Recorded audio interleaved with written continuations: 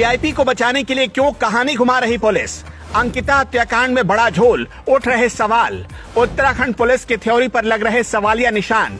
क्या किसी को बचाने के लिए है पुलिस की तेज कार्रवाई? अंकिता हत्याकांड में पुलिस की थ्योरी अब सवालों के घेरे में आती जा रही है। TV9 की रिपोर्ट के मुताबिक पुलिस की थ्योरी में जिस वीआईपी के लिए एक्स्ट्रा सर्विस की बात कही गई, अब तक वो वीआईपी गुमनाम है। ऐसे में अब पुलिस का होमवर्क सवालों के घेरे में है। आरोप तो ये भी है कि मामले में पुलिस की इतनी तेज कार्रवाई के पीछे का मकसद अंकिता को न्याय दिलाना नहीं, बल्कि एक व्यक्ति विशेष का नाम बिना सामने आए उसे बचा लेना है। इस मामले में पूर्व मुख्यमंत्री हरीश रावत ने भी कई सवाल उठाए। TV9 ने कुछ ऐसे सवालों की पड़ताल की है जो इस पूरे मामले में पुलिस की भूमिका को संदिग्ध बताते हैं। इसमें पहला और सबसे बड़ा सवाल तो उसी वीआईपी को लेकर है जिसे एक्स्ट्रा सर्विस देने के लिए पुलकित तारे अंकिता पर दबाव बना रहा था। अंकिता ने जब इसके लिए मना कर दिया तो उसकी हत्या कर दी गई। अभी तक पुलिस ने उस वीआईपी का नाम जाहिर नहीं किया है, जबकि ये बात अंकिता ने खुद अपने सोशल मीडिया के दोस्त पुष्प को इंस्टाग्राम की चैट में बताई थी। पुष्प ने भी पुलिस को दिए बयान में ये बात कही है।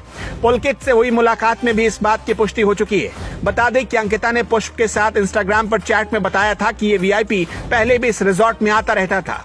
उसे एक्स्ट्रा सर्विस देने के लिए पुलकित ने अंकिता को 10,000 रुपए देने का ऑफर दिया था। साथ ही जल्द उसे प्रमोशन देने की बात भी कही थी। TV9 की रिपोर्ट के मुताबिक अंकिता हत्याकांड को लेकर उठ रहे सवालों में दूसरा सबसे बड़ा सवाल भाजपा विधायक रेणु बिष्ट की भूमिका को लेकर है। जब रिजॉर्ट में आग लगाई गई, अंकिता की बॉडी पोस्टमार्टम हाउस पहुंची, रिजॉर्ट पर बुलडोजर की कार्रवाई हुई, तो हर मौके पर विधायक रेणु बिष्ट पहले से मौजूद थी। कई बार उन्हें मौके पर मौजूद लोगों ने विरोध कर भगाया भी, लेकिन वो हर बार न केवल सबसे पहले पहुंच जाती थी, बल्कि हमेशा पुलिस को कार्रवाई के लिए निर्देशित भी करती नजर आई। ऐसे में सवाल उठता है कि आखिर वो इन सभी घटना स्थलों पर क्या कर रही थी? TV9 की रिपोर्ट कहती है कि आक्रोशित भीड़ ने रिजॉर्ट में आग लगाई थी। आग बाहर से लगाई गई थी, ये बात तो समझ में आती है, लेकिन ये बात किसी को समझ में नहीं आई कि बाहर से आग लगाई गई तो ये आग सबसे पहले उस कमरे तक कैसे पहुंची जो कथित वीआईपी के लिए बुक था। इसी के साथ ये भी खुलासा नहीं हो सका कि आग लगाने वाले लोग कौन थे और कहां से आए थे। जब भीड़ अभी रिजॉर्ट के बाहर ही थी तो विधायक रेणु और उनके लोग अंदर इस कमरे तक कैसे पहुंच गए? अंकिता के पिता ने आरोप लगाया है कि रिजॉर्ट पर बुलडोजर सबूतों को छिपाने के लिए चलाया गया।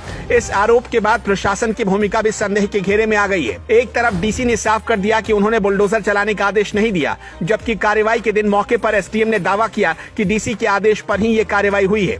हालांकि अब वो भी कह रहे हैं कि डीसी ने बुलडोजर कार्रवाई का आदेश नहीं दिया था। सीएम पुष्कर सिंह धामी ने कहा था कि जिला प्रशासन ने ही रिजॉर्ट को ढाया है, लेकिन बदली परिस्थिति में मामले की जांच कराने की बात कही जा रही है। TV9 की रिपोर्ट कहती है आमतौर पर पानी के अंदर शव 12 घंटे में फूलने लगता है, 24 घंटे में खराब भी होने लगता है, लेकिन अंकिता का शव 5 दिन तक पानी में पड़े रहने के बाद भी ना तो फूला था और न ही खराब हुआ था। केवल शरीर पर कुछ चोट के निशान जरूर दिखे, लेकिन ये पानी की वजह से नहीं थे। ऐसे में सवाल ये भी है कि आखिर ऐसा कैसे हो गया? क्या अंकिता की हत्या बाद में हुई और बरामदगी से ठीक पहले उसे नहर में डाला गया? नहर में जहाँ शव पड़ा था वहाँ किसी की भी नजर आसानी से पड़ सकती है। पुलिस की थ्योरी के मुताबिक 5 दिन तक यहाँ शव पड़ा रहा। ऐसे में सवाल ये भी है कि आखिर इन 5 दिनों में किसी ने शव को देखा क्यों नहीं? वहाँ मछलियां भी खूब हैं। ऐसे में सवाल ये है कि मछलियों ने शव को नुकसान क्यों नहीं पहुंचाया? जाहिर है उत्तराखंड पुलिस की कार्यशैली अब पूरी तरह सवालों के घेरे में।